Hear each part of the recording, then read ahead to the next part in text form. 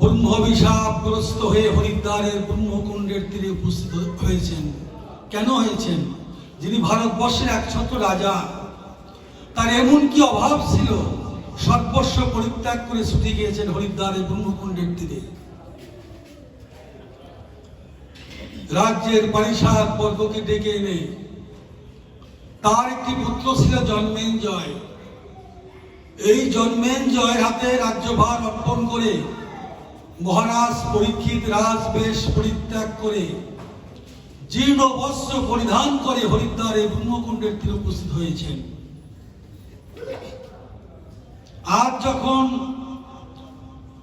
হরিদ্বারে ব্রহ্মকুণ্ডের তীরে উপস্থিত হয়েছেন, ভারতবর্ষে ভক্ত হৃদয়ে সারা পড়ে গেল। এক এক করে সেখানে ৬০,০০০ মুনি ঋষি উপস্থিত, দেবর্ষি মহর্ষি ব্রহ্মর্ষিগণ এক এক করে রাজাধিরাজ মহারাজ পরীক্ষিত বলতে লাগলেন, প্রভু আপনারাই বলুন, এই জগতে মৃত্যু পথযাত্রীর কর্তব্য কি? এই জগতে এমন কি হেন কর্ম আছে যে কর্মের দ্বারায় মৃত্যুর পরে সেই গোবিন্দের আতুল চরণ পদ্ম লাভ করা যায়? তো এই প্রশ্ন তো শুধু মহারাজ পরীক্ষিতের নয়, সমস্ত জীবেরই কথা। এই জগতে এমন কি হেন কর্ম আছে যে কর্মের দ্বারা মৃত্যুর পরে গোবিন্দের আতুল চরণ পদ্ম লাভ করা যায়? কেহ বললেন, মহারাজ আপনি যজ্ঞ করুন, কেহ বললেন আপনি ধ্যান করুন, কেহ বললেন আপনি দান করুন। এক একজন এক এক ধরনের উপদেশ দিতে লাগলেন। রাজাধিরাজ মহারাজ পরীক্ষিত শ্রবণ করেছেন, রাজাধিরাজ মহারাজ পরীক্ষিত কিন্তু মনোভূত হচ্ছেন না। মণিবরের কথা শ্রবণ করে মনোভূত হচ্ছেন না। কেননা সত্যযুগে ছিল ধ্যান, যার যুগ যুগান্তর ধ্যান তপস্যা করে যার সান্নিধ্য লাভ করা যায় না। সপ্তাহ কালের মধ্যে তিনি কি ধ্যান করবেন, কি যাগযজ্ঞ তপস্যা তিনি করবেন? এই উপদেশ শুনতে না শুনতে সেখানে উপস্থিত হয়েছেন ব্যাস তপস্রদ্ধ সুগপাদ গোস্বামী গুরুবা, যিনি ভাগবত লিখেছিলেন কৃষ্ণ দৈপন্ন ব্যাসদেব, তারই আরাধনার ধন সুখদেব গোস্বামী গুরুবা সেখানে উপস্থিত হয়েছেন। সমস্ত জ্ঞানীগণ সব দাঁড়িয়ে পড়লেন, মুনি ঋষি দাঁড়িয়ে পড়লেন। কেন? ওনার মতো ব্রহ্মজ্ঞানীতে জগতে আর কেউ ছিল না। আর শুধু গবেষণ করলেন। রাজাধিরাজ মহারাজ পরীক্ষিত বললেন, গুরুদেব আপনি বলুন, মৃত্যু পথযাত্রীর কর্তব্য কি? সুখদেব গোস্বামী গুরুবাদ বললেন, মহারাজ দেখুন, আপনি সপ্তাহকাল বেঁচে থাকবেন, এই জন্য যেন কোনো দুঃখ যেন না আসে। দেখুন, এই জগতে কৃষ্ণ বহির্মুখ জীব, এই জগতে কৃষ্ণ বহির্মুখ জীব যদি শত সহস্র বছর বেঁচে থাকে, ধিক তার বেঁচে থাকার, তার বেঁচে থাকার জীবনের কোনো সার্থকতা নেই। আপনি সপ্তাহকাল বাঁচবেন, এই জন্য যেন দুঃখ যেন না আসে। আপনি এক আসনে উপবেশনে এই সপ্তাহকাল 7 দিন একমাত্র হরি কথা কৃষ্ণ কথাই শ্রবণ করুন। একমাত্র হরি কথা কৃষ্ণ কথাই শ্রবণ করুন, তাতেই আপনার মৃত্যুর পরে সেই গোবিন্দের আতুল চরণ পদ্ম লাভ হবে। তাহলে এই সপ্তাহকাল হরি কথা কৃষ্ণ কথা শ্রবণ করেছিলেন রাজাধিরাজ মহারাজ পরীক্ষিত। আজ থেকে 5000 বছর আগের কথা। ভগবান গোলক থেকে ভূলোক এসেছিলেন, ভূলোকে লীলা করে আবার গোলকের ধন গোলকে চলে গিয়েছেন। আমরা কলিহত জীব, আমাদের জন্য ভগবান কি লিখে গিয়েছেন? ভাগবত বললেন, কৃষ্ণ ভাগবত অভিন্ন গ্রন্থ রূপবতী, তিনি গ্রন্থের মধ্যে প্রকাশ করেন। কেমন? অক্ষর ব্রহ্ম, শব্দ ব্রহ্ম, কৃষ্ণ নাম ব্রহ্ম, নামের মধ্যেই তিনি আছেন, নামের মধ্যেই তিনি আছেন। যেই নাম সেই কৃষ্ণ ভজনিষ্ঠা করি, নামের সহিত আছে আপনি শ্রীহরি। এই নামকে যদি আমরা আস্বাদন করতে পারি, তাহলে নামের মধ্যেই তিনি আছেন। যেই নাম সেই কৃষ্ণ। তো আজ এটাকে আমাদের আস্বাদন করতে হলে আস্বাদনের যোগ্যতা অর্জন করতে হবে। কেমন? ডক্টর রুদ্র ব্রহ্মচারী বললেন যে প্রতিটি ফুলের মধ্যে যেমন মধু আছে, মধু পাওয়া যায়, এই সংবাদটা জানে কে? মাছি। কোন মাছি? জগতে বল্লা মাছি, ভেঙুর মাছি, কত প্রজাতিরই মাছি, কিন্তু ফুলের মধ্যে যে মধু আছে, মধু আস্বাদন করার যোগ্যতা বল্লা ভেঙুরের নাই। আছে কার? মৌমাছি মধু করে। তো তিনি কি করেন? সেই ফুলের মধ্যে ঢুকে গিয়ে গুপ্ত ভাণ্ড থেকে মধু আহরণ করে একটা মধু চক্র সঞ্চার করে, তারপরে কর্তন করে সে মধু আমরা আস্বাদন করতে পারি। তদ্রূপ এই ভগবানের যে মাধুর্য রসের মধু আস্বাদন করতে পারে কারা? আপনাদের মতো সুধীজন ভক্তজন জানারা, যাদের কি ভাগবত চন্দ্র ডাকলেন। কি ডাকলেন? কেমন করে ডাকলেন? যে নিগম কল্পতর গলিত ফলং সুখ মুখাদাম সংযতং পিবত ভাগবত রসমালয় মুহুর রহরসিকা ভূমি ভাবকা। এই রসিক ভক্ত এবং ভাবক ভক্তদের ডাকলেন। কিন্তু তিনি তো আমাদের ডাকছেন, কিন্তু আমরা তো ডাক শুনছি না। কেন শুনছি না? আমাদের শ্রবণেন্দ্রিয় বধির। ভগবান আমাদের ডাকছেন কি করে? বংশীর ধ্বনি করে, কিন্তু সেটাকে আমরা শুনছি না। কেননা আমাদের শ্রবণ ইন্দ্রিয় হচ্ছে বধির, আন কথায় আমাদের কান নষ্ট হয়ে গিয়েছে। তাই আজ শুধু সমাগত ভক্ত ভক্ত মায়েরা, যার উদ্দেশ্যে আজ এই ভগবানের অপ্রাকৃত মাধুর্য মণ্ডিত লীলা কথা আমরা আস্বাদন করতে উপনীত হয়েছি, তার বিদেহী আত্মার জন্য আমরা গোবিন্দের কাছে প্রার্থনা করবো, হে গোবিন্দ তুমি তাকে স্বর্গে রেখো। এই কামনা আমরা করবো না। কেননা এই জগতে পুণ্য ফলে যদি কেউ স্বর্গলোক প্রাপ্ত হয়, স্বর্গে গিয়ে স্বর্গ সুখ ভোগ করে আবার মর্তলোকে চলে আসতে হয় ফিরে। আর যিনি আমার গোবিন্দের আতুল চরণ পদ্ম লাভ করে এই জগতে তার আর ফিরে আসতে হয় না। তা আমরা গোবিন্দের কাছে প্রার্থনা করব, হে গোবিন্দ এই আত্মাটা যেন তোমার এই কৃষ্ণ মুখে তোমার আতুল চরণ পদ্ম লাভ করতে পারে, তুমি তোমার চরণে স্থান দিও। কেননা ভগবান তো কাঁদে, ভগবান প্রতিটা জীবের জন্য কাঁদে। ভগবান বলছেন আমি প্রতিটা জীবের জন্য কাঁদি। কেন কাঁদি? ওরা কবে আমার কাছে ফিরে আসবে। অমৃতস্য পুত্র, আমরা সমস্ত জীবিত ভগবানের অংশ থেকে এসেছে জগতে, আবার ওপার থেকে এপারে এসেছি, আবার এপার থেকে একদিন আমাদের ওপারে চলে যেতে হবে।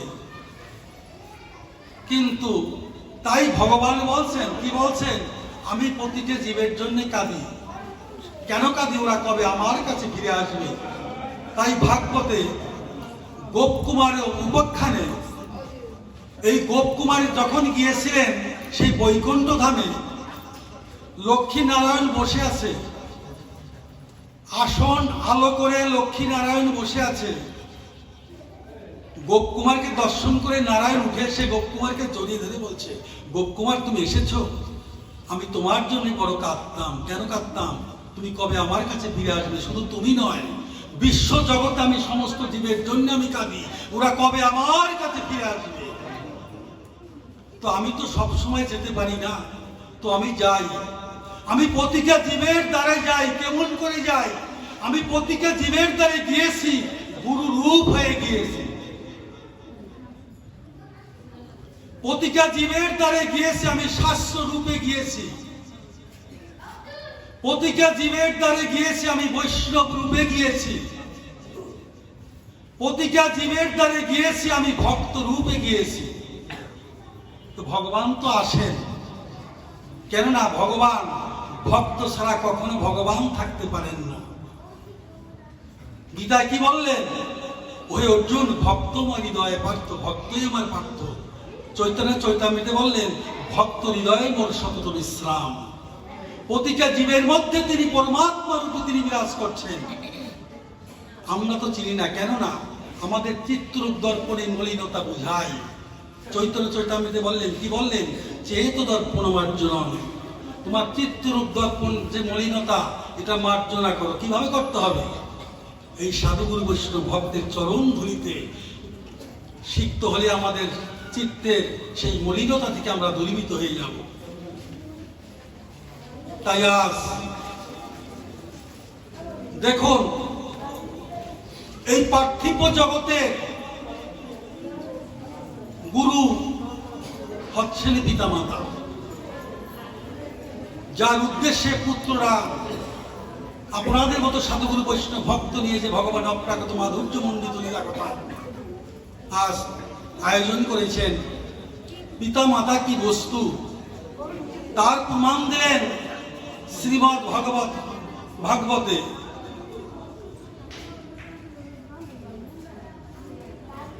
নভাগামণির পুত্র ছিল নাভাগামণি। এই নাভাগামণি তিনি বাল্যকাল থেকে সংসার ত্যাগ করে তীর্থ ভ্রমণ করতে লাগলেন, সমস্ত তীর্থ পর্যটন করতে লাগলেন, পাহাড় পর্বত ভ্রমণ করতে লাগলেন। ভ্রমণ করে মনে মনে চিন্তা করলেন, হায় রে, আমি তো তীর্থ পর্যটন করলাম, পাহাড় পর্বত ভ্রমণ করলাম, কিন্তু আমার যে পিতা মাতা তার সেবা তো আমার দ্বারা হলো না। আমার দ্বারা তো আমার পিতা মাতার সেবা হলো না। তাই তিনি আজ তীর্থ থেকে ফিরে এসে সংসারে যখন এসেছেন, এসে দেখছেন মাতা মৃত্যুবরণ করেছে, পিতা জীবিত আছে। ভাইদের ডেকে বলছে, ওরে ভাই, আমার দ্বারা তো পিতা মাতার সেবা হলো না, আমি পিতা মাতার সেবা থেকে আমি বঞ্চিত হয়েছি। তবে এই জাগতিক জগতের যত বিষয়, বৈভব, সহায় সম্পত্তি, এদের প্রতি, এই সম্পত্তির প্রতি আমার কোনো লোভ লালসা নেই। এই সম্পত্তি তোদের, তবে তোদের কাছে আমি একটা দাবি করি, সেটা হচ্ছে এই পিতৃ সম্পদ থেকে আমাকে বিমুখ তোমরা আমাকে করবে না। তখন কি করলেন? ওই তার পিতাকে নিয়ে আবার তীর্থে চলে গেলেন, তীর্থ পর্যটন করতে লাগলেন। তো তীর্থ পর্যটন করতে করতে পিতা নাভাগামণিকে আদেশ করলেন, পুত্র, আমি তোমাকে একটা বাক্য, আমি তোমাকে একটা নির্দেশ দেব, আমার নির্দেশটা তোমার শ্রবণ করতে হবে। তবে আমি যে কথা বলবো তোমার, সে কথা আমার রাখতে হবে। বলো পিতা, তুমি কি বলতে চাও? তখন বলল, তোমার বিবাহ করতে হবে। তখন অনেক বয়স, তখন বলল, পিতা, এও কি সম্ভব? হ্যাঁ, পিতৃ আদেশ তোমার পালন করতেই হবে। তখন কি করবে? পিতার আদেশ। তখন তিনি বিবাহ করলেন। তখন বললেন যে তোমার ঔরজ্যত যে সন্তান হবে, এই পৃথিবী যতদিন থাকবে ততদিন তার নাম থাকবে, এমন পুত্র তোমার ঔরজ্যত সন্তান যে আসবে। তারই সন্তানকে হলো রাজা অম্বরীশ। তার ঔরজ্যত সন্তান রাজা অম্বরীশ। একাদশী পারায়ণে কিন্তু রাজা অম্বরীশের নাম দিতে হয়। এই জন্যে পুত্র, এই জগতে পুত্রই পারে। একজন গৃহে যদি কৃষ্ণ ভক্ত পুত্র জন্ম হয়, সে পুত্রই পারে পিতাকে সেই গোবিন্দের আতুল চরণ পথে পৌঁছে দেওয়া।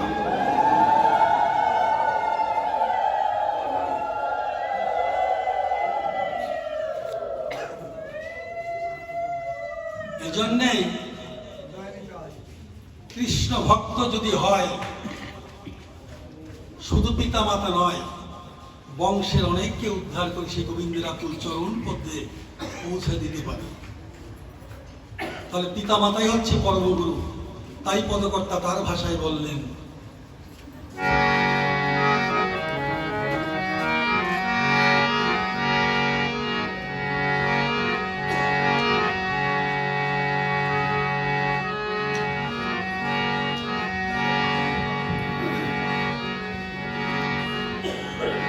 পিতা মাতা আদি গুরু,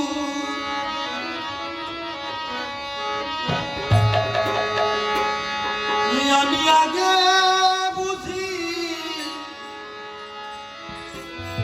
বুঝি না,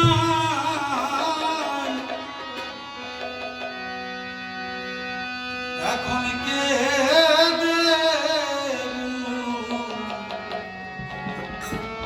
ভাষা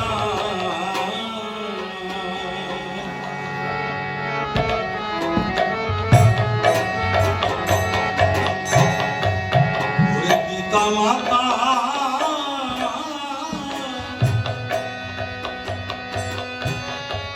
ওই আদি গুরু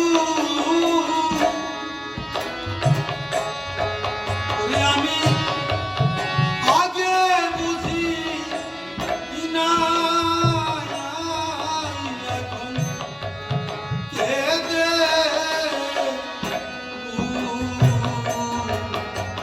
ভাষা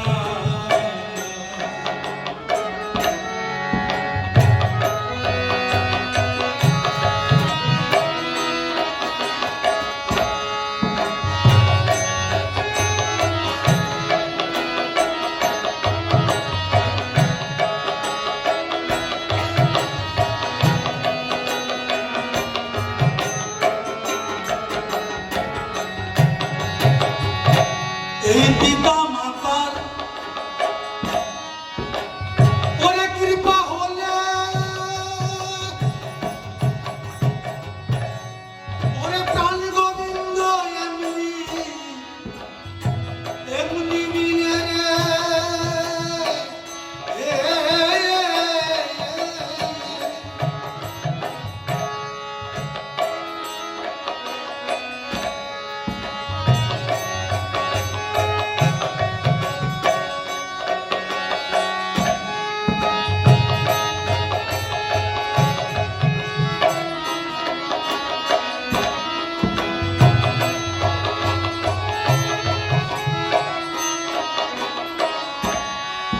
এই পিতা মাতা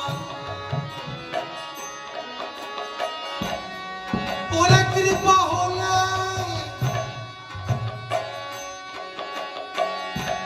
ওরে প্রাণ গোবিন্দ এমনি এমনি মিলে রে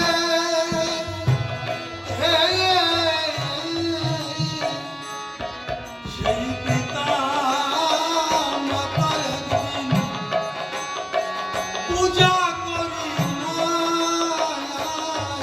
সেই পিতা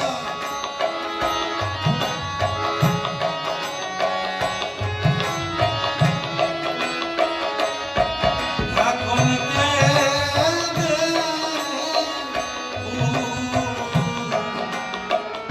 ভাষা পিতা মাতা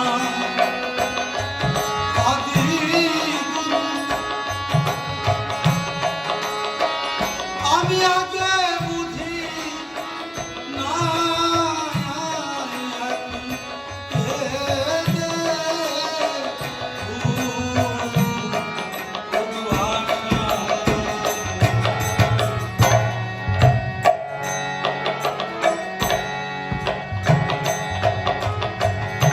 ওরে পিতা মাতা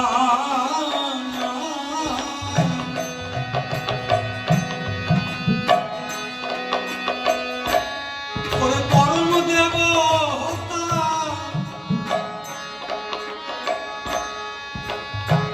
তাদের মনে দিয়েছি কত ব্যথা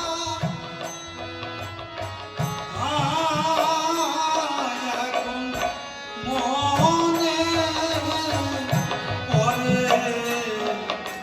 সে কথা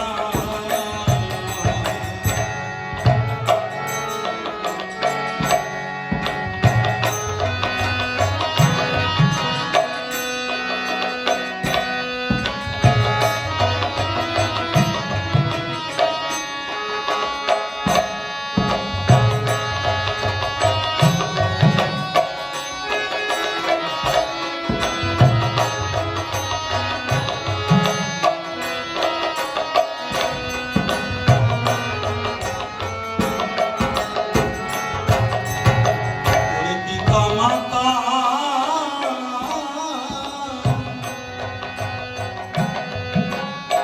ওরে পরম দেবতা তাদের মনে দিয়েছি কত ব্যথা এখন মনে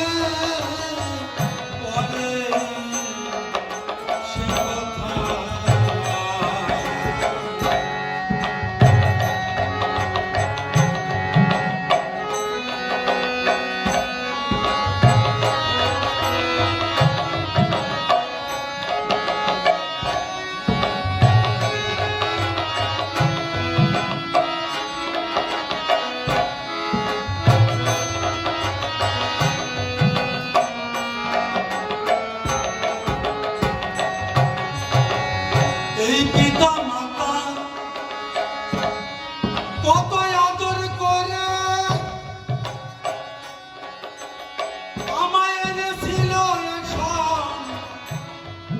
এ সংসারে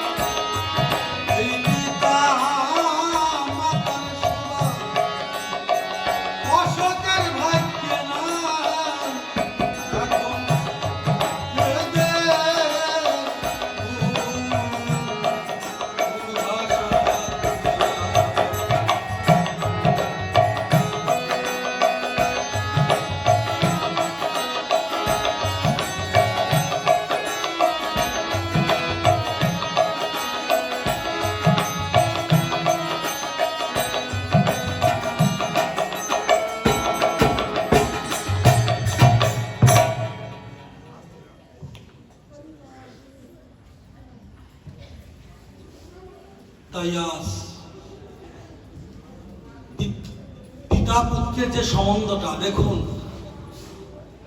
ভগবান হয়েও মাতা যশোমতী এবং কৃষ্ণের সাথে যে সম্বন্ধ লইয়াই ভজন, শাস্ত্রে কি বললেন? সমন্দ লইয়া ভজে তারে কৃষ্ণ নাহিতে যে আর সব মরা কারণ। এই জন্যই ভগবানকে পেতে হলে তার সাথে একটা সম্বন্ধ স্থাপন করতে হবে। ভজনটাই তাই, সম্বন্ধ লইয়া ভজে তারে কৃষ্ণ নাহিতে যার সব মরা কারণ।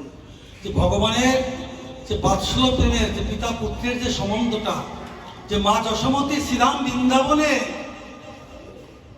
পুত্র স্নেহটা কেমন দেখুন।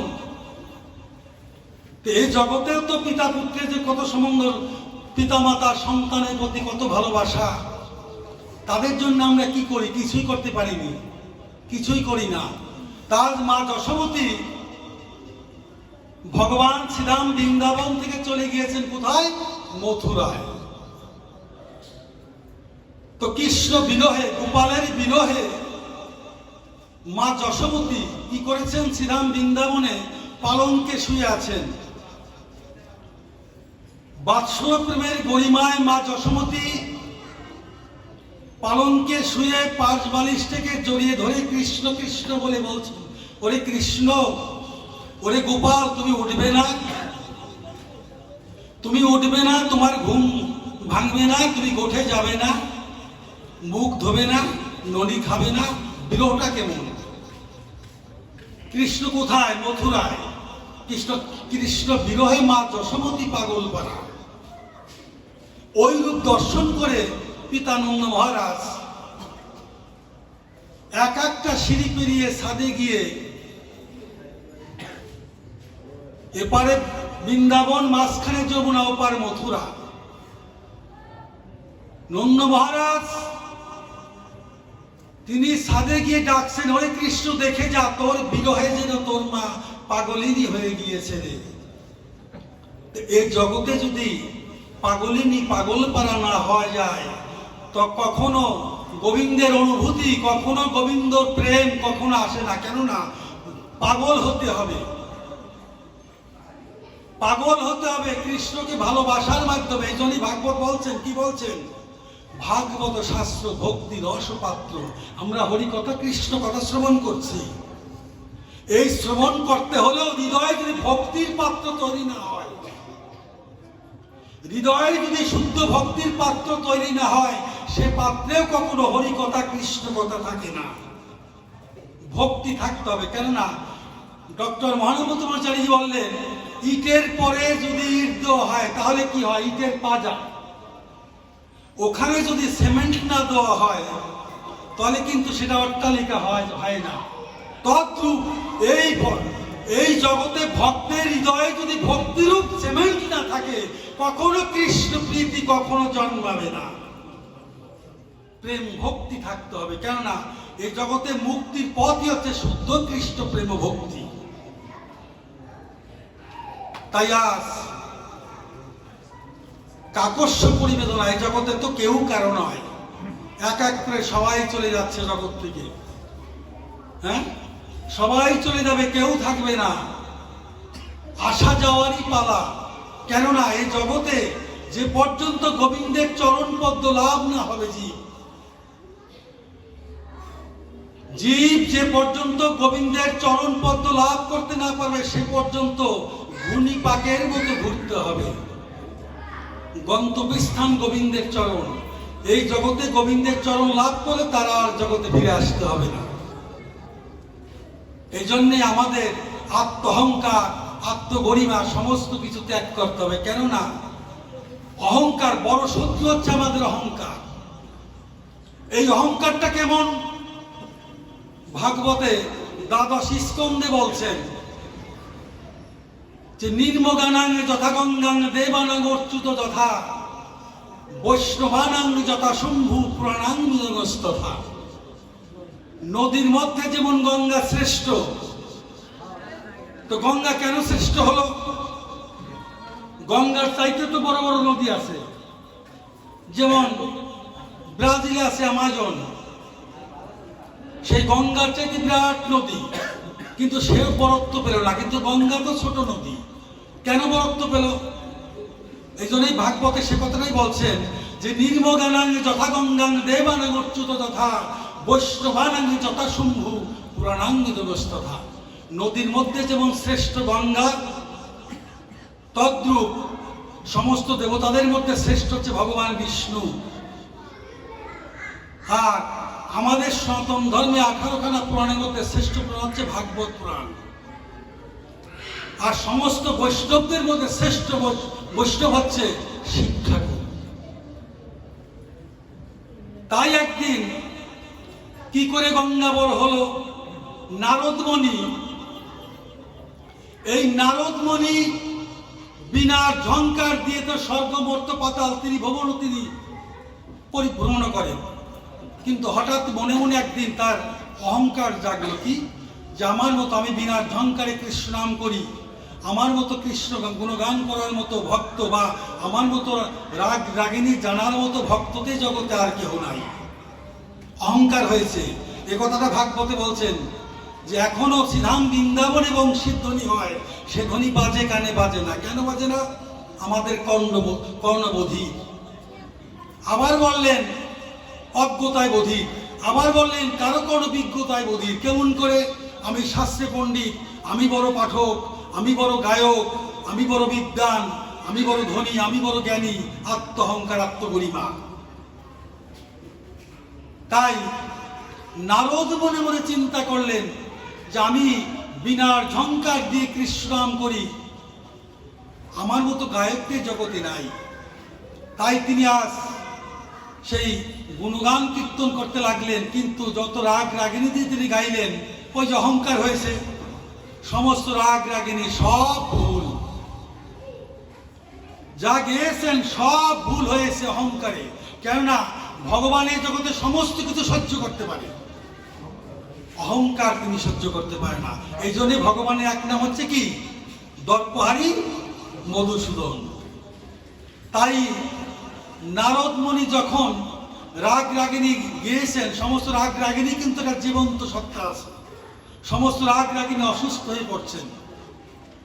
তো ওই রূপ দর্শন করে নারদ বলছে, রে কি তোমাদের এই অবস্থা কেন? তখন বললেন, এই অবস্থার জন্য তুমি নিজেই দায়ী। তুমি মনে মনে চিন্তা করেছো আমার উপরে কোনো গায়ক নেই, বাদক নেই, তুমি অহংকারে বশীভূত হয়ে তুমি রাগ গেয়েছো, সমস্ত রাগ রাগিনী ভুল করেছো, যার জন্য আমরা অসুস্থ হয়েছি। এই রাগ রাগিনী বসবাস হচ্ছে গন্ধর্ব লোকে। তো গিয়ে দেখে এই অবস্থা, তখন বললেন তাহলে তোমার সুস্থ হবে কিসে? হ্যাঁ, সুস্থ হতে পারি। এই জগতে কেউ যদি পুনরায় সঠিকভাবে রাগ গাইতে পারে তাহলে আমরা সুস্থ হয়ে যাব। কে পারে? একজন ব্যক্তি আছে সেই রাগ গাওয়ার মতো জগতে, সে হচ্ছে শিব ঠাকুর। শিবের নৃত্য দেখছেন না আপনারা? রাগের পরে কত তাল, যে একজন ব্যক্তি পারে সে হচ্ছে শিব ঠাকুর। তখন নারদমণি শিবের কাছে গিয়ে বলছে, মামা আমি তো হেরোকাণ্ড ঘটাইছি, যে সমস্ত রাগ রাগিনীগুলো সব অসুস্থ হয়েছে, এখন তো এদের সুস্থ করতে হলে তো তোমার লাগবে, তোমার রাগ গাইতে হবে। তো ভগবান শিব ঠাকুর বললেন যে আমি যে রাগ গাইব, আমার রাগ শোনার মতো ভক্ত আছে জগতে দুইজন। একজন আছে ব্রহ্মলোকের ব্রহ্মা, আর একজন হচ্ছে বিষ্ণু লোকের বিষ্ণু। তুমি যদি তাদের আনতে পারো তাহলে আমি রাগ গাইব। নারদমণি ব্রহ্মলোকে গিয়েছেন, ব্রহ্মার কাছে গিয়ে বলছেন, ব্রহ্মাদেব আমি তো অহংকারে বশীভূত হয়ে রাগ গেয়েছি, সমস্ত রাগ ভুল হয়েছে, এখন তাদের সুস্থ করতে হলে শিব ঠাকুর রাগ গাইবেন, আপনাদের নিমন্ত্রণ, আপনারা আসতে হবে। হ্যাঁ, শিব ঠাকুর রাগ গাইবে, আমরা যাব না? শিব এসেছে, ভগবান বিষ্ণু এসেছে। ওই রাগের নৃত্যে শিব ঠাকুর নৃত্য করতে আরম্ভ করলে, রাগ গাইতে লাগলেন। এমন অবস্থায় রাগ এমন পর্যায়ে মানে চরমে পৌঁছে গিয়েছে যে ভগবান বিষ্ণুর অঙ্গ থেকে, দক্ষিণ চরণ থেকে বিগলিত ধারায় সেই গঙ্গা চরণ থেকে অবতীর্ণ হয়ে সেই চলছে। তখন ওই রূপ দর্শন করে ব্রহ্মা কি করছেন, তার কমণ্ডলের মধ্যে গঙ্গাকে স্থাপন করে তিনি আবার ব্রহ্মলোকে স্বর্গে নিয়ে চলে গেলেন। তো দেখুন তাহলে এই যে গঙ্গার উৎপত্তি কোথায়, কেন বড় হলো গঙ্গা? ভগবানের চরণ, দক্ষিণ চরণ থেকে গঙ্গার উৎপত্তি হয়েছে। এই জন্যই শাস্ত্রে বলছেন যে নির্মগানাং যথা গঙ্গাং দেবানাং উচ্চুত যথা বৈষ্ণবানাং যথা শম্ভু পুরাণাং তথা। শিব ঠাকুরের মতো পরম বৈষ্ণব নাই, তার কোনো ভোগ বিলাস ছিল? হ্যাঁ, সেই বাঘের ছাল, সেই ভস্ম মেখে যেখানে সেই ধুলায় দূষিত হয়েছিলেন, কত বড় ত্যাগ। এই জন্য বৈষ্ণবত্ব এমন একটা বৈষ্ণবের স্বভাব। চৈতন্য চরিতামৃতে বললেন, তিনাদপি শুনেছেন অত রোগ সহিষ্ণ অমানীয় মানিতেন কীর্তনিয়া সদা হরি। বৈষ্ণব, এই জন্যই নরোত্তম ঠাকুর মহাশয় বললেন, কি বললেন? বৈষ্ণব চরণের অনুভূষণ করিয়া তনু, যাহা হইতে অনুভব হয় মার্জন হয় ভজন, সাধু সঙ্গ অনুক্ষণ অবিদ্যা পরাজয়। এই জন্য বৈষ্ণবের চরণ ধুলি মাখতে হবে। কেননা বৈষ্ণবের চরণ ধুলি ভগবানের চরণ ধুলি থেকে, বৈষ্ণবের চরণ ধুলি মহাশক্তিশালী।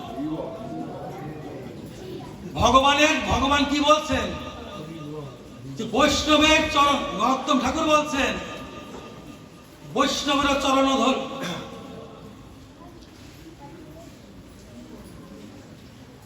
এই বৈষ্ণবের চরণের অনুভূষণ করিয়া তনু, যাহা হইতে অনুভব হয় মার্জন হয় ভজন, সাধু সঙ্গ অনুক্ষণ অবিদ্যা পরাজয়।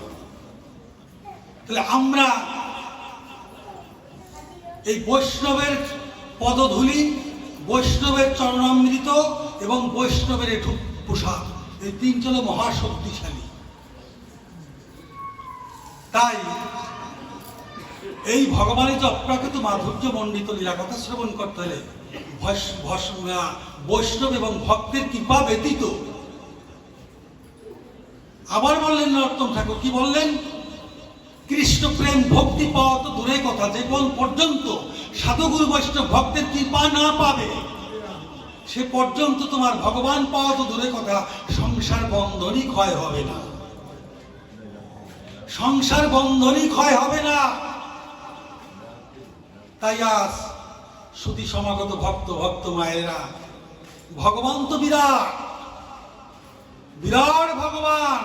এই বিরাটত্ব হারিয়ে ফেলে তিনি ভক্তের কাছে তার ভগবত্তা প্রকাশ থাকে না, তিনি নিজেও ভক্ত হয়ে গিয়েছে। ভগবানের ভগবত্তা প্রকাশ নেই, তিনি ভগবান হয়েও তিনি ভক্তের কাছে এসে অবগাহন করছেন, ভক্তের চরণ ধুলিতে সিদ্ধ হয়েছেন। কেননা ভগবান নিজেই বলছেন যে আমা হতে আমার নাম বড়, নাম হতে আমার ভক্ত বড়, ভক্ত হতে ভক্তের চরণ ধুলিকে তিনি আরো বড় করেছেন।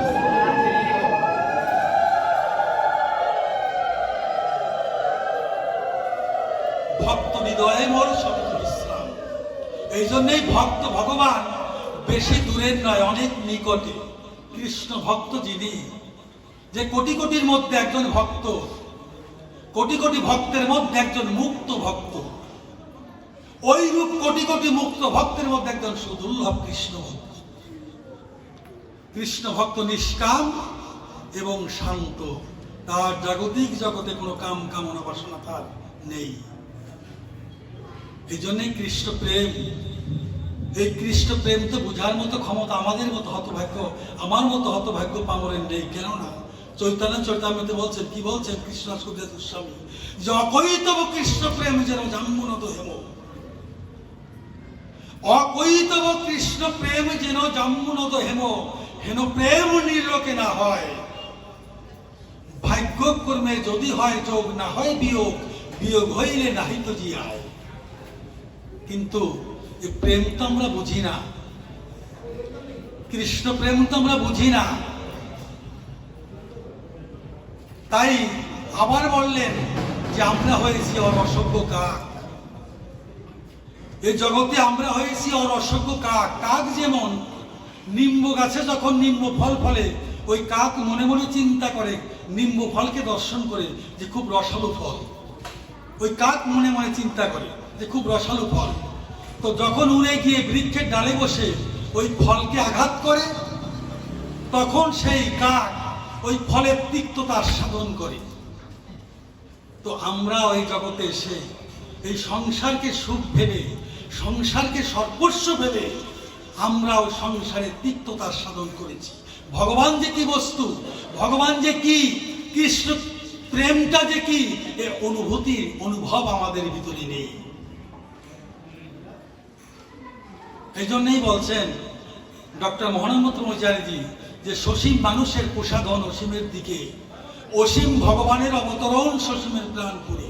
ওই মানুষ উঠে ভগবান নামে, মাঝখানে দেখা হয় দুজনার, মানুষ ছুটে সাধনায়, ভগবান নামে করুণায়, মিলন ঘটে খাওয়া ঘাটে। তাই আজ এই ভগবানের ভগবত্তা প্রকাশ নেই। যে মা যশোমতী দেখুন, এই জগতে তাকে যদি পেতে হয়, ভগবানকে যদি পেতে হয়, তাহলে আমাদের ভজনের প্রথম কথাই হচ্ছে কি, ভালোবাসা চাই।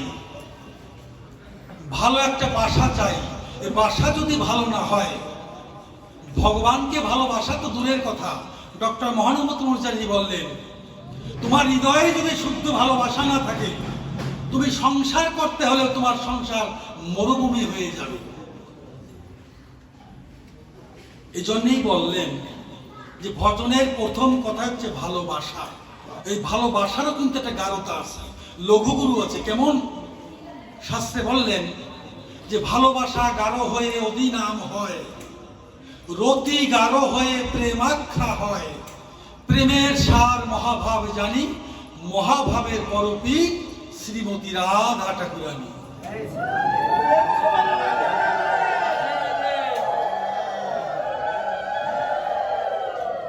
এই রাধারানীর ভাব কান্তি রূপ নিজ অঙ্গে ধারণ করে আমার গৌর হরি এসেছেন। কেন এসেছেন? এই কলিহত জীবের কুরতিকে নাশ করার জন্য। এই কলিহত জীবের কুরতিকে নাশ করার জন্য। কু মানে খারাপ, রতি মানে ভালোবাসা। আমাদের বাসাটাই নষ্ট হয়ে গিয়েছে, এই জন্যই ভক্ত সঙ্গ করতে হবে। কেননা শাস্ত্রে বলছেন, কি বলছেন? সাধু হচ্ছে পরশ। বিগত দিনের যে করোনা ভাইরাস ছিল, শুধু করোনা ভাইরাস নয়, কোন ভাইরাস জাতীয় ব্যাধি, এই রোগীর সংস্পর্শে যদি ঘন ঘন যাতায়াত করা হয়, ওই বিজ্ঞান বলছে কথাটা, ভাইরাস জনিত কোনো ব্যাধি কোন রোগীর সংস্পর্শে বারে বারে যাতায়াত করলে ওই রোগটা তার ভিতরে প্রবেশ করে, অটোমেটিক প্রবেশ করবেই। যেমন বিগত দিনে যক্ষা রোগ, এখন তো যক্ষার চিকিৎসা চলে আসছে। যক্ষা রোগীর কাছে ঘন ঘন যাতায়াত করলে কিন্তু তার ভিতরে ওই ভাইরাসটা ঢুকতে হয়। তদ্রূপ এই কৃষ্ণ ভাইরাসটা এমন একটা ভাইরাস, ওই ভাইরাস তো ওষুধ প্রয়োগ করলে ব্যাধি হলে ব্যাধি প্রবেশ করলে ব্যাধি আস্তে আস্তে সেরে যাবে। কিন্তু কৃষ্ণ ভাইরাসের এমন একটা গুণ, যে ভাইরাসটা, যে অভক্ত যদি কৃষ্ণ ভক্তের পরশ পায়, তার সংস্পর্শে যায়, তার ভিতরে কৃষ্ণ প্রীতি, কৃষ্ণ প্রেম তার ভিতরে প্রবেশ করলে ওই ভাইরাস আর জীবনে ভাইরাস মানে বের হবে না, সেও কৃষ্ণ ভক্তে রূপান্তরিত হয়ে যাবে।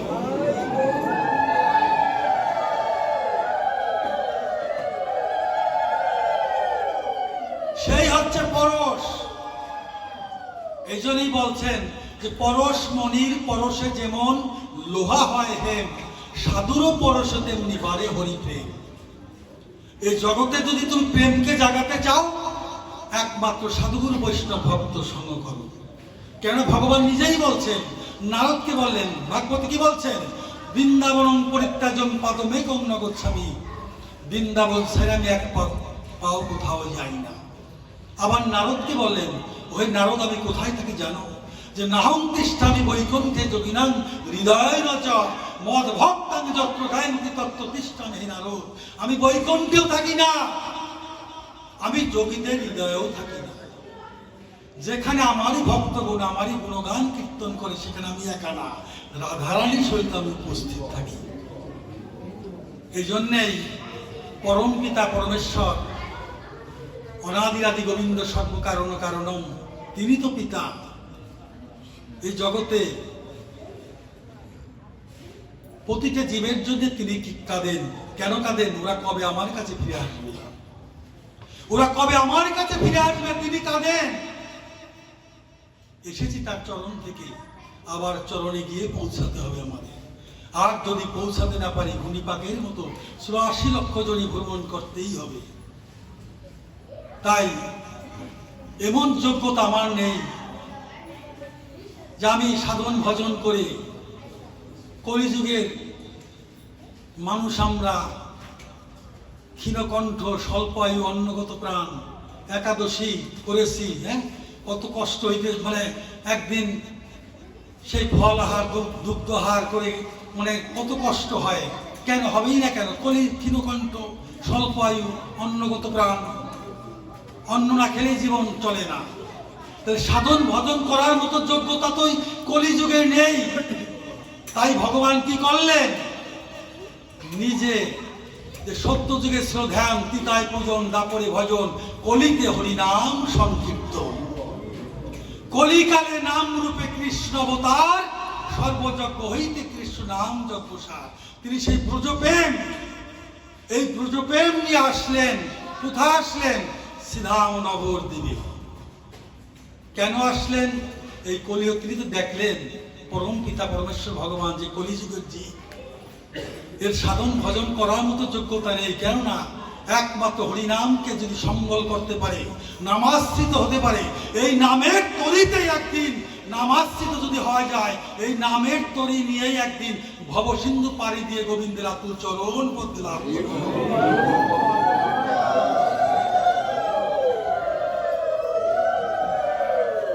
কিন্তু আমাদের মনটা থাকতে হবে কৃষ্ণমুখী।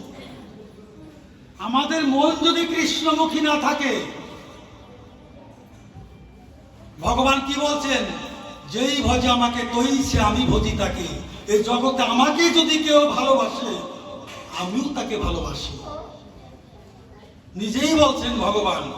তা আমাদের মনটাও যদি কৃষ্ণমুখী থাকে, যেমন সমুদ্রে জাহাজ চলে, বাংলাদেশ থেকে একটা জাহাজ আমেরিকার উদ্দেশ্যে রওনা দিয়েছে, সাগরে তো কোনো কুল কিনারে নেই, কিভাবে যায়? জাহাজের নাবিক যিনি চালিয়ে যাচ্ছেন কিভাবে যায়? জাহাজের মধ্যে কিন্তু একটা কম্পাসের কাঁটা আছে, আমেরিকা কোন দিকে, এই দিক নিদর্শনের জন্য কিন্তু জাহাজের মধ্যে একটা কম্পাসের কাঁটা আছে। কাঁটাকে লক্ষ্য করে তিনি, ওই নাবিক যিনি চালিয়ে যান, তার মনটা থাকে ওই আমেরিকার পথে, কখন গিয়ে আমি পৌঁছাবো।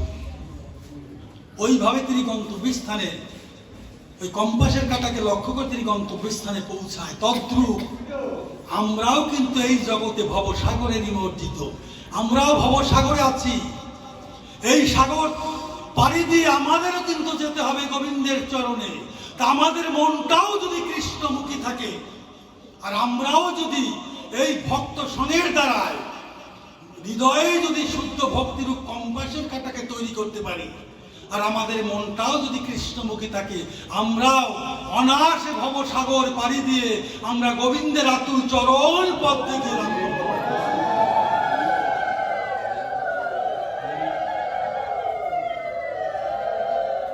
তাই আজ রাধা ভাবদূতি সুবলিতং কৃষ্ণ গৌরী স্বরূপম, রাধারানীর ভাবকান্তি রূপ নিজ অঙ্গে ধারণ করে আমার গৌর হরি এসেছেন শ্রীধাম নবদ্বীপে। যিনি কৃষ্ণ, রাধা কৃষ্ণ মিলিত তনু, দুই দেহ এক দেহ হয়ে তিনি এসেছেন। নিজে কৃষ্ণ হয়েই নিজে কৃষ্ণ কৃষ্ণ বলে কাঁদছেন, কেঁদে কেঁদে চলছেন।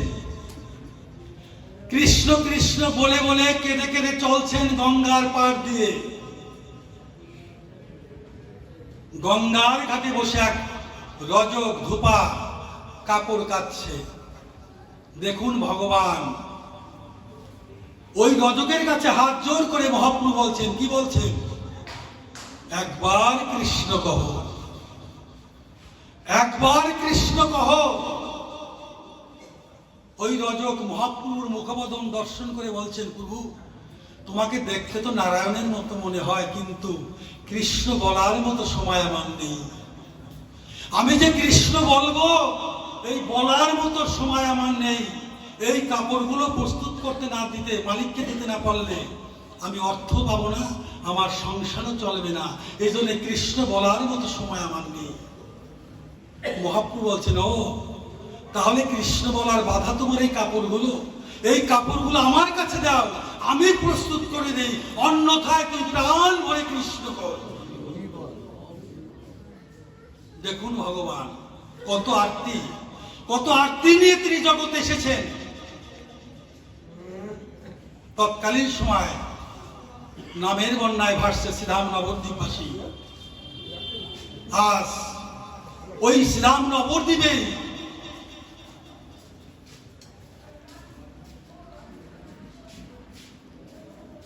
নামের বন্যায় ভাসছে বাসুদেব বিপ্রের ছোট ভাই। গৌরের সাঙ্গভঙ্গ নিয়ে, মহাপ্রভু সাঙ্গভঙ্গ নিয়ে নাম প্রচার করতে লাগলেন। যখন তার সংস্পর্শে যায় তার ভিতরে কৃষ্ণ প্রীতি, কৃষ্ণ প্রেম চলে আসে, নামে ভাসে। তাই আজ ওই বাসুদেব বিপ্রর ছোট ভাই গিয়ে বলছেন, কি বলছেন? ওরে ভাই চলো যাই, গৌর এসেছে শ্রীধাম নবদ্বীপে, নামের বন্যায় ভাসছে নবদ্বীপবাসী। চলো যাই, আমরা দু ভাই মিলে গৌরের সান্নিধ্যে গিয়ে আমরাও গৌর ভজন করি। এই গৌর ভজনে যে কি শান্তি, এই গৌর ভজনে কি প্রেম, এটা তুমি গৃহে থেকে তিনি অনুধাবন করতে পারবে না, অনুভব করতে পারবে না। এর মধ্যে যে কি সুখ। ছোট ভাই গিয়ে বড় ভাইয়ের কাছে বলছেন।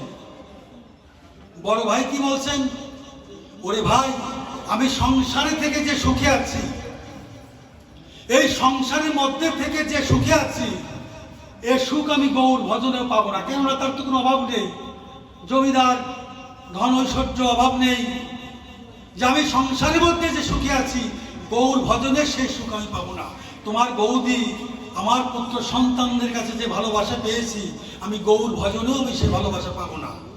কথাটা বললেন। হঠাৎ কয়েকদিন যেতে না যেতেই বাসুদেব বিপ্র শুয়ে আছেন, পালঙ্কে শুয়ে আছেন। হঠাৎ করে তার গায়ে কুষ্ঠরোগ দেখা দিল। দেখুন, স্ত্রী আমার, পুত্র আমার, সন্তান আমার, বাড়ি আমার, গাড়ি আমার, ব্যাংক ব্যালেন্স আমার, সমস্ত কিছুই কিন্তু আমার। এই জন্যই সনাতন গোস্বামী মহাপ্রভুর কাছে জিজ্ঞাসা করলেন যে, প্রভু, এই বিশ্ব জগতে সকলই আমার, আমি কার? এই জগতে সকলই তো আমার, কিন্তু আমি কার? মহাপ্রভু বলছেন, সনাতন গোস্বামী বলছিলেন, সনাতন, এই বিশ্ব জগতে শুধু তুমি নয়, আমরা সবাই সেই গোবিন্দের দাস। তো বাসুদেব বিপ্র যাদেরই আমার করেছেন, সেই স্ত্রী কি বলছেন? স্ত্রী স্বামীর গায়ে কুষ্ঠরোগ দর্শন করে দেখে সন্তানদের নিয়ে একটা মিটিং করলো। রে খোকা, দেখে যা, তোর বাবার গায়ে কুষ্ঠরোগ দেখা দিয়েছে, তোর বাবার গায়ে কুষ্ঠরোগ দেখা দিয়েছে, একে নিয়ে তোর এক সংসারে থাকা চলে না। ছোঁয়া হিসেবে দি, তোর বাবার হয়েছে, তার সংস্পর্শে গেলে আবার কার আমাদেরও হতে পারে। তখন কি করলেন? পুত্ররা বলল, ওমা, দর্শন করে। তখন পুত্ররা, কন্যারা বললেন, ওমা, এই কথাটা তো আমাদের বুকের মধ্যে এসেছিল, মুখে বলতে পারি, তুমি কি ভাববে? তাহলে এক কাজ করো, এই পিতাকে বাড়ির আঙ্গিনা থেকে দূরে এক জায়গায় রেখে আসো। কাকস্য পরিবেদনা, কেউ কারো নয়। 2 মাস, 3 মাস, 4 মাস, 6 মাস এক জায়গায় বিছানায় পড়ে থাকলে কে কার, তখন বোঝা যাবে যে জগতে আপন কার, কে আপন। তো পুত্ররা বললেন, একে বাড়ির আঙ্গিনা থেকে একটু দূরে রেখে আসো।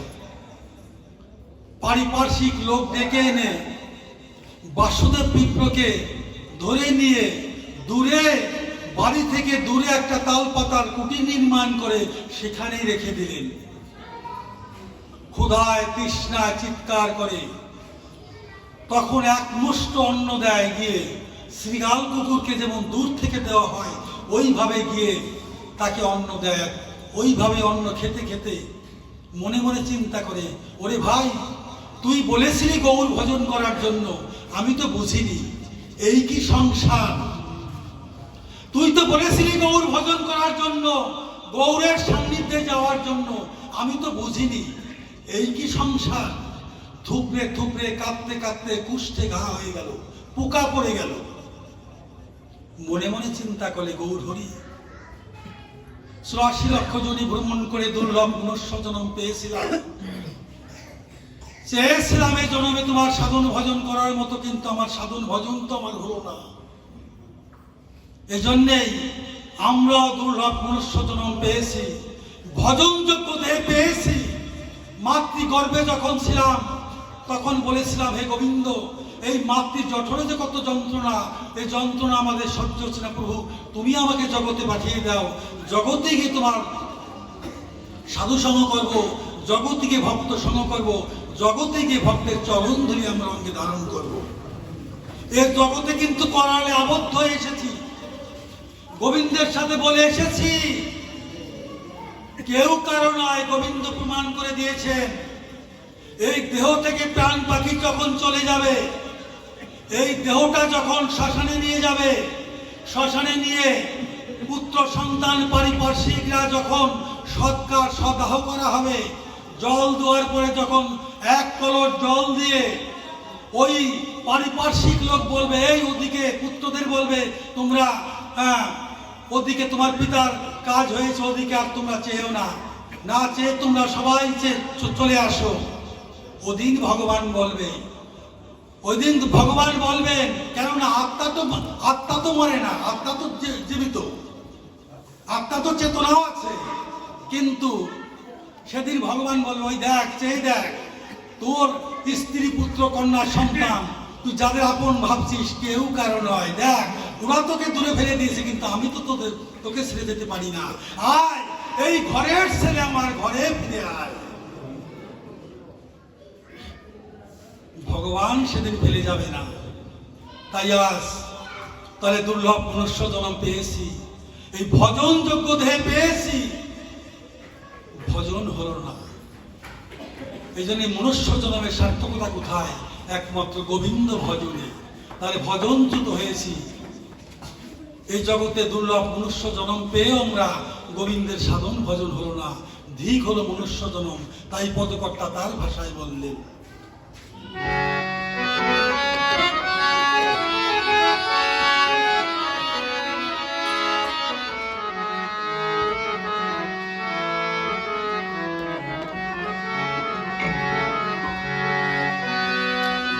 তাই মিছে হলো জন্ম আমার,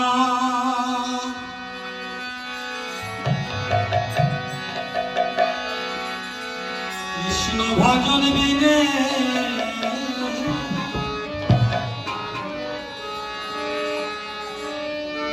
ওরে মিছে হলো ভবে আসা যাওয়া, মিছে জীবনে আমার, মিছে জীবনে।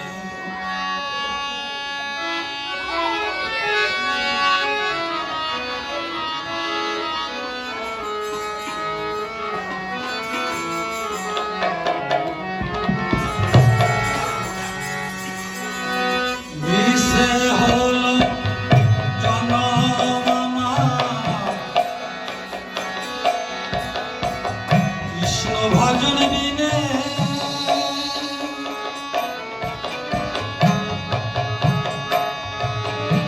ওরে মিছে হলো ভাবে আসা যাওয়া, মিছে জীবনে আমার, মিছে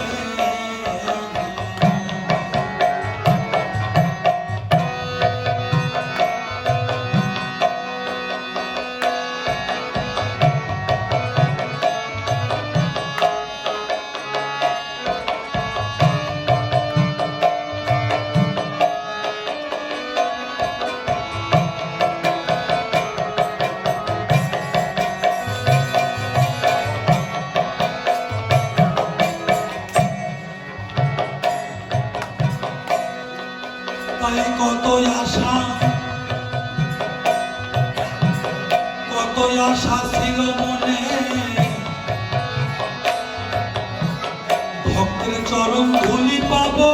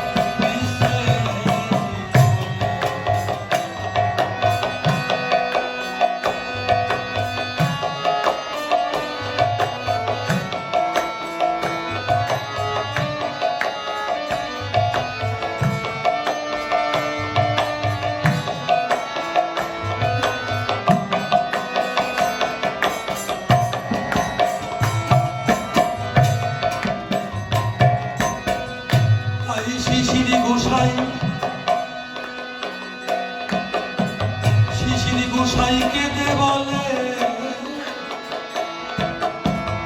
আমার জন্মটা হলো এই ভক্তের ধুলি পাবার আশে বেলা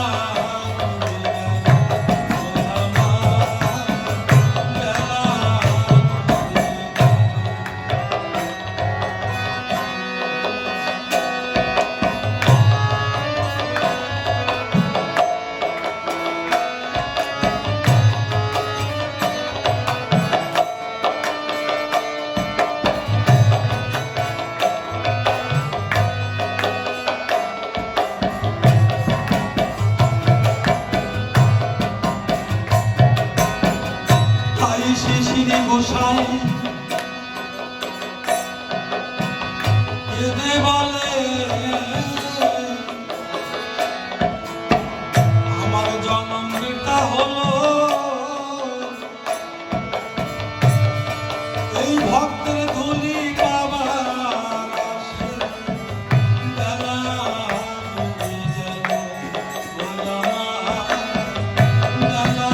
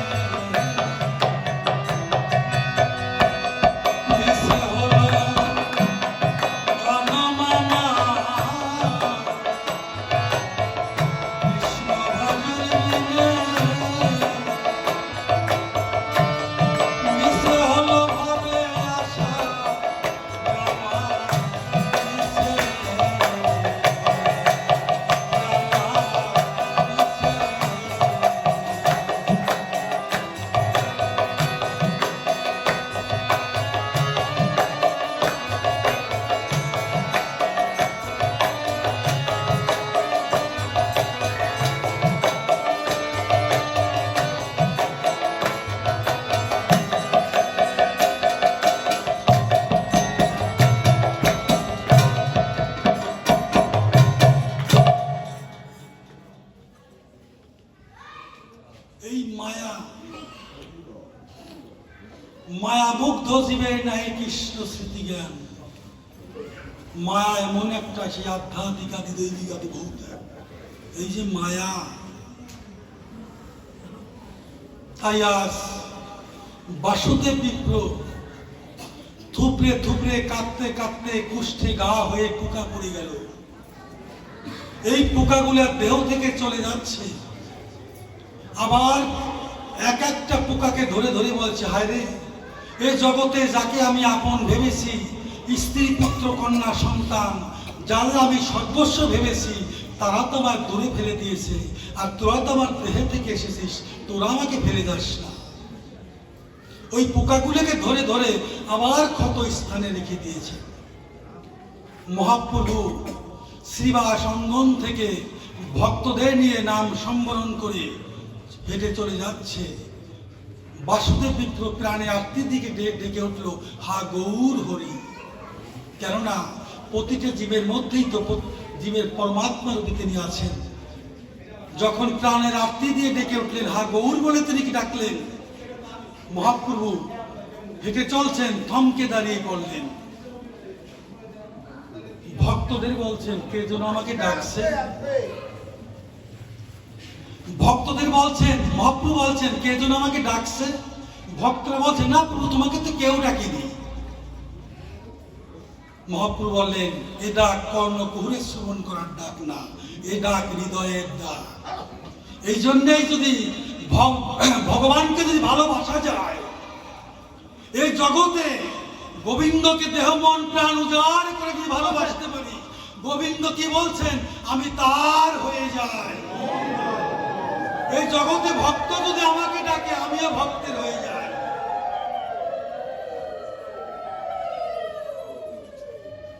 তাই ভক্তদের বলছেন এটা কর্ণকুহরে শ্রবণ করার ডাক না, ডাক হৃদয়ের ডাক। বাসুদেব বিপ্র ওই কুষ্ঠ বেধি নিয়ে উনি চিন্তা করতে করতে প্রভুর চরণ তো দর্শন হলো না। যাই প্রাণ তো আছে দেহে, যাই গৌরের সান্নিধ্য লাভ হয় কিনা। ওইভাবে তিনি ধুলায় ধূসরিত হয়ে হয়ে শ্রীবাসঙ্গনে গিয়ে যখন উপস্থিত হয়েছেন, দেখছেন প্রভু চলে গিয়েছে। ভক্তরা দাঁড়িয়ে আছেন, হাত জোর করে বলছেন, প্রভু তো দাঁড়িয়েছিল, তোমরা কি বলতে পারো প্রভু কোথায় দাঁড়িয়েছিল, তার চরণ ধুলিটুকু আছে কিনা?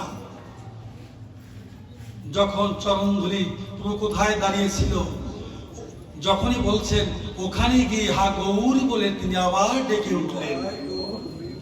মহাপ্রভু দৌড়ে এসে বাসুদেব বিপ্রর সম্মুখে দাঁড়িয়ে পড়লেন, সম্মূর্তিতে দাঁড়িয়ে পড়লেন। বাসুদেব, তুমি আমাকে ডেকেছো? প্রভু তুমি এসেছো? দেখো আমার গায়ে দুরারোগ্য সেই কুষ্ঠ ব্যাধি পোকা পড়ে গেছে, তুমি প্রভু ওখানেই দাঁড়িয়ে থেকো, তুমি আমার সম্মুখে শোনা, তুমি দূরে দাঁড়িয়ে থেকো।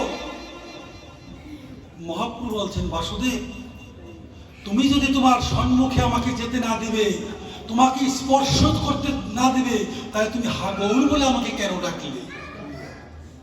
তুমি আমাকে হা গৌর বলে আমাকে কেন ডাকলে?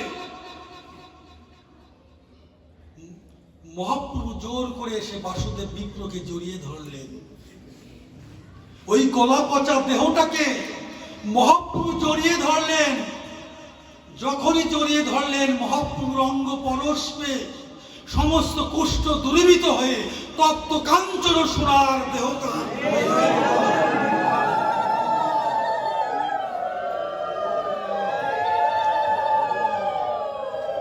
এই জন্যেই ভক্তের দেহটা হচ্ছে কেমন?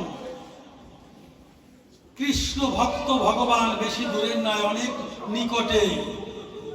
ভক্তের পরশ পেয়ে এই জগতে, এই জাগতিক জগতেও যদি এমন কোন মারাত্মক ব্যাধি থাকে যে ডাক্তারও ফিরিয়ে দেয়, দেখা যায় সাধুগুরু বৈষ্ণব ভক্তের চরণ ধুলিতে সে সমস্ত ব্যাধি দূরীভূত হয়ে তার আবার সেই সম্ভব দেহ তিনি আবার ফিরে পান। ভক্তর চরণ ধুলি এমন একটা, কৃষ্ণ ভক্তের চরণ ধুলি এমন একটা গুণ। তাই আজ কেননা ভক্ত ভগবান বেশি দূরের নয়, যে কথাটা ডক্টর মহানামূর্ত অনুচারী তিনি ভাগবতে সেই গৌর কথা গ্রন্থে লেখছেন যে সসীম মানুষের প্রসাধন অসীমের দিকে, অসীম ভগবানের অবতরণ সসীমের প্রাণ ধরে। ওই মানুষ উঠে ভগবান নামে, মাঝখানে দেখা হয় দুজনার, মানুষ ছুটে সাধনায়, ভগবান নামে করুণায়, মিলন ঘটে খাওয়া ঘটে। কত বাজে?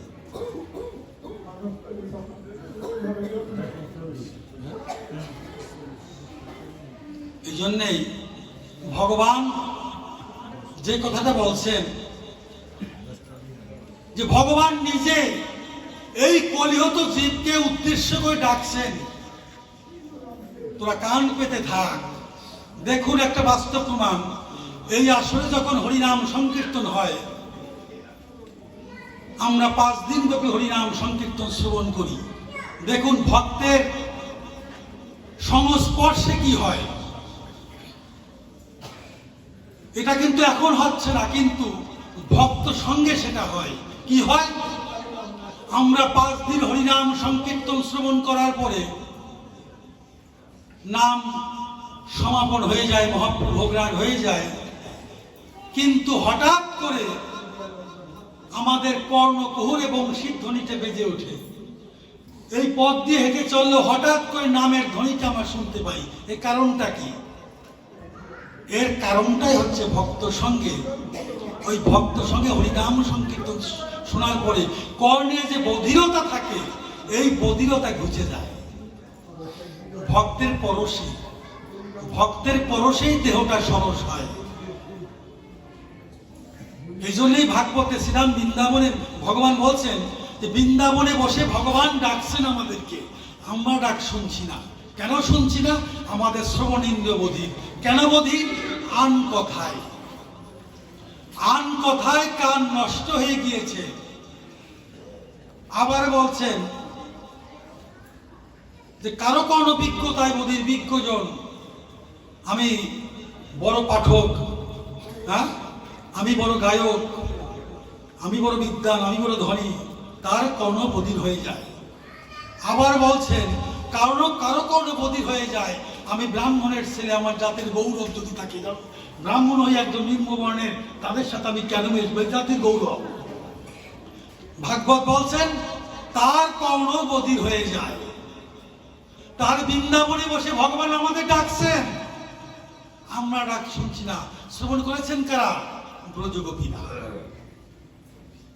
এই ডাক শ্রবণ করেছেন ব্রজগোপীরা, আর শ্রবণ করেছেন বৃন্দাবনে পশুগণ, ধবলি শ্যামলি, এরা ঘাস খাচ্ছে। বৃন্দাবনে পশুরা ঘাস, মানে গাভীগণ ঘাস খাচ্ছে। ভগবান বংশীধ্বনি করেছে, মুখের ঘাস ছেড়ে দিয়ে তারা অপলকনে তাকিয়ে থাকে, বংশীধ্বনি কর্ণ কুহুরে শ্রবণ করে। বাসরিগণ মাতৃ দুগ্ধ পান করেছেন, ভগবান বংশী উৎকার করেছে, মাতৃ স্তন ছেড়ে দিয়ে তারা অপলকনে তাকিয়ে থাকে, ভগবানের বংশীর ধ্বনি শ্রবণ করে।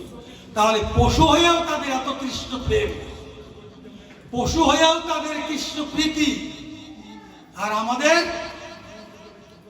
মনুষ্যকলে এসেও কিন্তু সেই প্রেম, সেই অনুভূতি আমাদের ভিতরে নেই।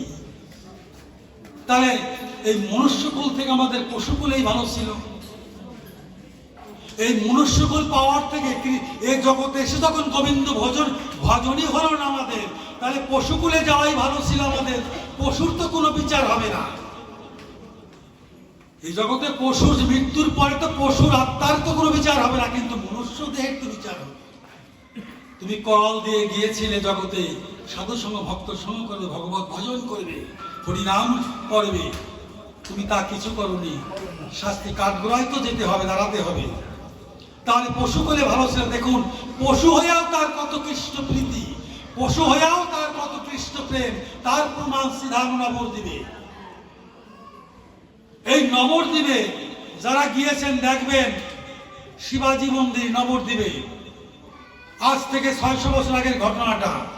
ওই শিবাজি মন্দিরের শিবায় ছিলেন রাধারমণ দাস বাবাজি।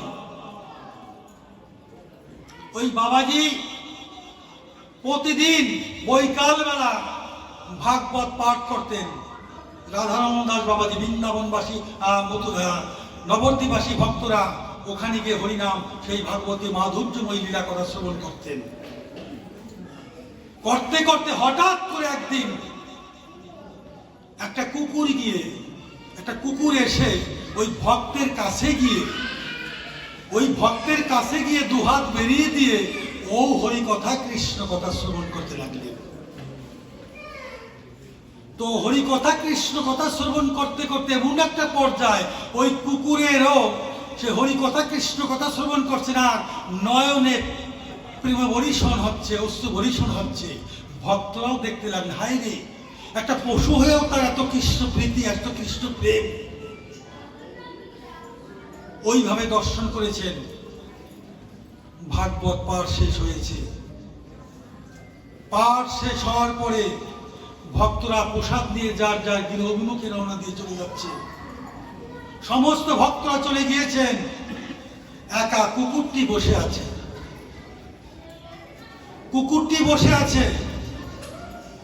রাধারমণ দাস বাবাজি বলছিল, তোমাকে তো প্রসাদ দেওয়া হয়নি, তাই তুমি যাওনি। বাবাজি কি করেছে, মন্দিরে গিয়ে একটা পাত্রে প্রসাদ নিয়ে এসে কুকুরের সম্মুখে দিয়ে বলছে, তুমি প্রসাদ লও। তো যখন কুকুরের সম্মুখে প্রসাদ দিয়েছেন, ওই কুকুরটা প্রসাদ দিচ্ছে না।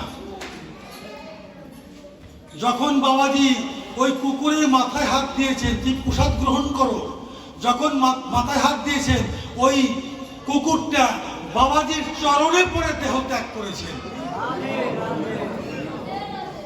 বাবাজির চরণে পড়ে দেহ ত্যাগ করেছেন।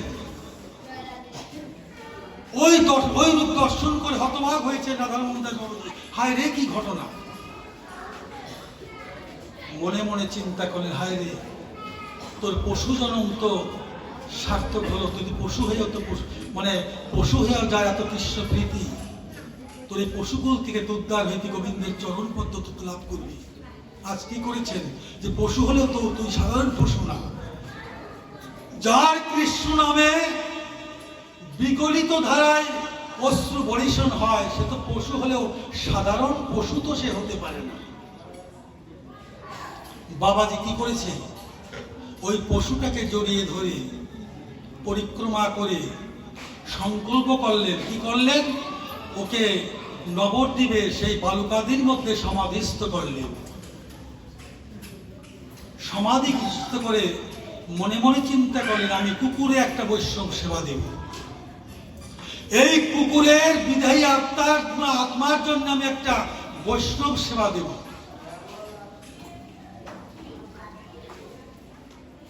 বাবাজি দাঁড়ে দাঁড়ে গিয়ে ভিক্ষা করে কিছু পয়সা উপার্জন করে পূর্ব দিবসে, বৈষ্ণব সেবার পূর্ব দিবসে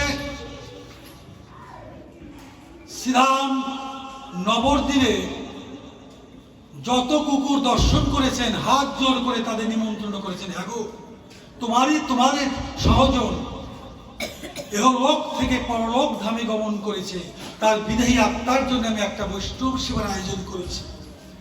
এই বৈষ্ণব সেবায় তোমরাও নিমন্ত্রিত, তোমরাও আসবে। যত কুকুর দর্শন করেছেন প্রত্যেকে নিমন্ত্রণ করেছেন বাবাজি। তো অনুষ্ঠানের দিনকে সেই ভোগ রাগ দিয়েছেন, দলে দলে কুকুর এসেছে। দেখা গেল প্রায় 400 কুকুরের আবির্ভাব ঘটেছে। এক এক করে সেখানে 400 কুকুরের আবির্ভাব ঘটেছে। কুকুর সেবা দিয়েছেন বাবাজি। তো কুকুরের সেবা করে পোশাক পেয়ে যার যার আবার চলে গিয়েছেন। রাত্রে রাধারমন দাস বাবাজি শুয়ে আছেন বিছানায়। স্বপ্ন যোগে দেবতারা দর্শন দিয়েছেন, রাধারমন তোমার ওই কুকুরের বৈষ্ণব সেবায় দেখো আমাদের দেবদুর্লভ দেহ, এই দেবদুর্লভ দেহ পেয়েও আমরা তোমার ওই বৈষ্ণব সেবায়, কুকুরের বৈষ্ণব সেবায়, কুকুর দেহ ধারণ করে তোমার ওই বৈষ্ণব সেবায় আমরা উপস্থিত হয়েছি। এই জন্যেই যে আমার জন্ম যদি হয় পশুকুলে যেন কৃষ্ণ ভক্তের সঙ্গ মেলে। এই জগতে ভগবান সরৈশ্বর্যপূর্ণ, ভগবান সম্পূর্ণ আত্মবিস্মৃত। কার কাছে? ভক্তের কাছে। ভগবান ভক্তের কাছে তার ভগবত্তা প্রকাশ নেই। তাই যদি হতো ভগবান তারই শাখা উদ্ধবকে পাঠিয়েছেন বৃন্দাবনে। কেন পাঠিয়েছেন? উদ্ধবকে দেখানোর জন্য, উদ্ধব দেখো এই জগতে সম্বন্ধে কি হয়, যে সম্বন্ধ লইয়া ভজে তারে কৃষ্ণ নাহিতেছে আর সব মনের কারণ। সম্বন্ধ যে শান্ত দাস্য সাক্ষ্য বাৎসল্য মধুর, এই 5টা রসের একটা রসকে আশ্রয় করে ভজন করতে হবে। দেখো উদ্ধব, তুমি বৃন্দাবনে গিয়ে দেখো পুত্র বিরহে কৃষ্ণ কি উদ্ধব তো জানেন, কি জানেন? কৃষ্ণ ভগবান। উদ্ধব তো জানেন কৃষ্ণ ভগবান। উদ্ধবকে পাঠিয়েছে। কেন পাঠিয়েছে? তুমি গিয়ে দেখো আমার পিতানন্দ মহারাজ কেমন আছে, আমার মাতা যশোমতী কেমন আছে, রাধারানী কেমন আছে, সখীরা কেমন আছে। উদ্ধব গিয়েছেন বৃন্দাবনে। তো অদূরেই দেখতেছেন পিতানন্দ মহারাজ কাঁদতে কাঁদতে একেবারে অন্ধের ন্যায় অবস্থা পিতানন্দ মহারাজের। তো যখন গিয়েছে তখন দেখতে পাচ্ছে যে আমার কৃষ্ণ বুঝি আসছে। যখন কাছে গিয়েছে, ও উদ্ধব, ভক্তমান উদ্ধব, কৃষ্ণর চেহারা উদ্ধবের চেহারা একেবারে সেম সেম চেহারা, তুমি এসেছো, আমার কৃষ্ণ কেমন আছে। ওইভাবে কৃষ্ণ কৃষ্ণ বলছে, না একেবারে মানে বিগলিত ধারায় কাঁদছে। তখন উদ্ধব সান্ত্বনা বাক্য দিয়েছে কাকে? পিতানন্দ মহারাজকে। পিতা, আপনি পুত্র পুত্র বলে কাঁদতেছেন কেন? কৃষ্ণ তো আপনার পুত্র নয়। কৃষ্ণ যে সেই বৈকুণ্ঠ বিহারী, অনাদিরাদি গোবিন্দ সর্বকারণ কারণ। আপনি কৃষ্ণ কৃষ্ণকে পুত্র বলে কাঁদছেন কেন? কৃষ্ণকে আপনি পুত্র? নন্দ মহারাজ কি বলেছিলেন? উদ্ধব, তুমি শাস্ত্রের মূর্তি, জ্ঞানের ভান্ডার, তা আমি জানি। তুমি তো শাস্ত্রজ্ঞ, আমি জানি। দেখো উদ্ধব, এই জন্যই বলছেন শাস্ত্রে, কি বলছেন? এই জগতে বহু জানতা লোক ঘোর মূর্খ। এ জগতে বহু জানতা লোক ঘোর মূর্খ। কারণ আমি বহু জানি, তখন কি হয়? তার অহংকার হয়, আমি বড় শাস্ত্রে পণ্ডিত। এই জন্য শাস্ত্রে বলছে যে এই জগতে বহু জানতা লোক ঘোর মূর্খ, যদি তার কৃষ্ণ প্রেম ভক্তি না থাকে। এই জগতে একমাত্র মুক্তির পথই হচ্ছে শুদ্ধ কৃষ্ণ প্রেম ভক্তি। তাই ব্যাখ্যা দিলেন কি সূর্য উদ্ধব, দেখো সূর্য যখন উদয়মান, ভোরবেলা যখন সূর্য ওঠে, সূর্যের আলোতে আমরা সমস্ত কিছু দেখতে পাই, বালুকাদি পর্যন্ত দর্শন করতে পারি, কিন্তু একটা বস্তুকে দর্শন করা যায় না। সেগুলো কি? সূর্যের আলো থেকে গগনের নক্ষত্র তারা দেখা যায়, সূর্যের আলোতে কখনো তারা দেখা যায় না। যত অন্ধকার হবে তত তার প্রকাশ ঘটবে। তুমি বলছো কৃষ্ণ ভগবান, আরে কৃষ্ণ যদি ভগবানই হবে, তাহলে কৃষ্ণ আমার পাদুকা কেন মস্তকে ধারণ করে আমার কাছে নিয়ে আসবে? দেখুন ভজনটা কেমন, বাৎসল্য প্রেমের ভজনটা কেমন, যে কৃষ্ণ যদি ভগবানই হবে, তাহলে আমার পাদুকা কেন মস্তকে ধারণ করে আমার কাছে নিয়ে আসবে? তুমি বলছো কৃষ্ণ ভগবান, আরে কৃষ্ণ তো একটা চোর, ও চুরি করে, ক্ষুধা লাগলে চুরি করে খায়, নিজের খায়, মানুষদের খাওয়ায়। তুমি বলছো কৃষ্ণ চোর, কৃষ্ণ ভগবান। তো এইভাবে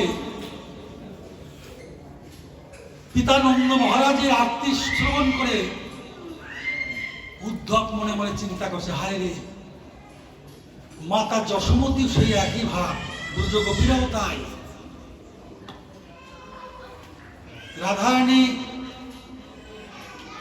কৃষ্ণ বিরহে পাগল পারা, বিড়বিড় বিড়বিড় করে দশম দশায় রাধারানী সখীরে বলছে, কি বলছে? ওরে সখী, তুই কাঁদিস না। কৃষ্ণ যখন বৃন্দাবন থেকে চলে যায়, কৃষ্ণ আমাদের বলে গিয়েছে আসছে, তিনি আবার আসবেন। রাধারানী কি বলছেন সখীদের? ওরে সখী, অন্যের অন্য মন, আমার মনটাই তো বৃন্দাবন। কেননা ভগবান তো সর্বক্ষণ বৃন্দাবনেই থাকে। যে বৃন্দাবন পরিত্যাজন পাদমে কংনা গচ্ছামি, ভগবান বললেন আমি বৃন্দাবন ছাইরে আমি এক পাও কোথাও যাই। আমি বৃন্দাবন ছেড়ে আমি এক পাও কোথাও যাই না, আমি সর্বক্ষণ বৃন্দাবনে থাকি। আবার নারদকে বললেন, নারদ আমি কোথায় থাকি জানো? যে নাহং তিষ্ঠামি বৈকুণ্ঠে যোগিনাং হৃদয় নচ মদ ভক্তাং যত্র গায়ন্তি তত্ত্ব তিষ্ঠামি হে নারদ। আমি বৈকুণ্ঠেও থাকি না, আমি যোগীদের হৃদয়েও থাকি না। যেখানে আমারই ভক্তগণ আমারই গুণগান কীর্তন করে, সেখানে আমি একা না, রাধারানীর সহিত আমি উপস্থিত থাকি।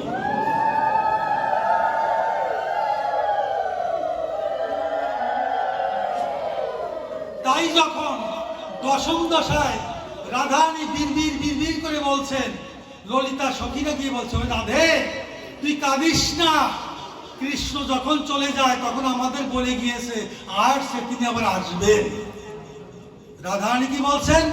ওরে সখী, তোদের কথা উদ্দেশ্য করে বলছেন, তোদের অন্যের অন্য মন, আমার মনটাই তো বৃন্দাবন। রাধারানী বলছেন যে অন্যের অন্য মন, আমার মনটাই তো বৃন্দাবন, বনে মনে এক করে মানি। আমি যখন চলি পথে, আমার সখা যায় আমার সাথে সাথে, চরণে চরণে ঠেকাইয়া যা। কৃষ্ণ আমার কাছে সর্বক্ষণ বৃন্দাবনেই থাকি। কেননা প্রতিটা জীবের মধ্যে বৃন্দাবন আছে। প্রতিটা জীবের মধ্যে 84 ক্রোশ, দেহের মধ্যে 84, এই দেহ যেমন বৃন্দাবন ধামটা 84 ক্রোশ বৃন্দাবন, এই দেহটা হচ্ছে, এই দেহটাও 84 ক্রোশ বৃন্দাবন। প্রতিটা জীবের মধ্যে পরমাত্মা রূপী সেই বৃন্দাবন ধাম এখানেও আছেন। একটা হচ্ছে সেই বৈকুণ্ঠ ধাম বৃন্দাবন, একটা হচ্ছে শ্রীধাম বৃন্দাবন শ্রীধাম, আর একটা হচ্ছে সেই গুপ্ত বৃন্দাবন শ্রীধাম নবদ্বীপ ধাম, আর একটা হচ্ছে এই নববৃন্দাবন ধাম, আর একটা হচ্ছে এই হৃদি বৃন্দাবন। প্রতিটা জীবের মধ্যে এই প্রতিটা ভক্ত যারা জানবে তারা, হ্যাঁ, এই প্রতিটা জীবের মধ্যে যে পরমাত্মা রূপী ভগবান বৃন্দাবনে, সে রাধা গোবিন্দ ভক্ত হৃদয়ে রাধা গোবিন্দ রূপেই বিহার করে থাকে ভগবান।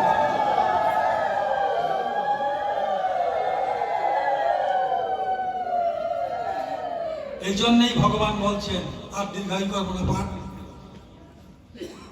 ভগবান সরৈশ্বর্যপূর্ণ ভগবান, সম্পূর্ণ আত্মবিস্তৃত। কত বড় ভগবান কত ছোট হয়ে যান, এটাই তার মাধুর্য। এই জন্য প্রতিটা লীলা ক্ষেত্রে ভগবানের দুইটি প্রকাশ, একটা হচ্ছে ঐশ্বর্য, একটা হচ্ছে মাধুর্য। ঐশ্বর্য হচ্ছে মহত্ব, ভগবান বিরাট সরৈশ্বর্যপূর্ণ ভগবান, আর একটা হচ্ছে মাধুর্য, বীরত্বের প্রকাশ। যার ভয়ে বিশ্ব জগতে সমস্ত জীব ভীত, দেবতারা পর্যন্ত ভীত, যার ভয়ে ভীত তিনি ভীত। কার কাছে? মা যশোমতীর কাছে। এটা কিসে? ভালোবাসায়। তাহলে শুধু সমাগত ভক্ত মায়েরা, আমরা যেন এই ভক্ত সঙ্গ করে ভক্তের সংস্পর্শেও গিয়েও যেন আমরা এই বাসাটা যেন ভালোবাসা করতে পারি, এবং যার যার স্ব গুরুর মহিমা কৃপায় যেন এই বাসাটাকে যেন ভালো করতে পারি। তাই